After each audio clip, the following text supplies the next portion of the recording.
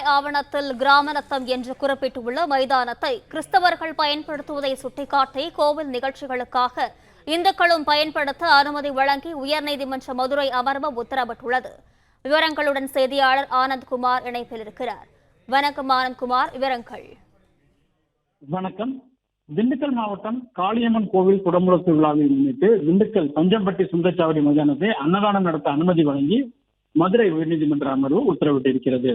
இது தொடர்பாக சென்னை உயர்நீதிமன்ற மதுரை கிளையில் திண்டுக்கல்லை சேர்ந்த ராஜமணி என்பவர் ஒரு மனு ஒன்றை தாக்கல் செய்திருக்கிறார். அந்த மனுவில் நவம்பர் 3ஆம் தேதி காளியம்மன் கோவில் குடமுழுக்கு விழா நடைபெறுவதாகவும் இது நிலையில் திண்டுக்கல் பஞ்சம்பட்டி சுந்தரச்சாவடி மைதானம் அருகில் அன்னதானம் நடத்த அனுமதி வழங்க வேண்டும் எனவும் கோரியிருந்தார். இந்த வழக்கு நீதிபதி ஜி.ஆர். சாமிநாதன் முன்பாக விசாரணைக்கு வந்தது. அப்பொழுது மனுதாரர் தரப்பில் திறந்தவெளி மைதானத்தில் அன்னதானம் நடத்த அனுமதி கோரிய நிலையில் தாசில்தார் அதற்கு அனுமதி மறுத்து பொதுச்சாலையில் அன்னதானத்தை நடத்துமாறு கூறியிருக்கிறார்.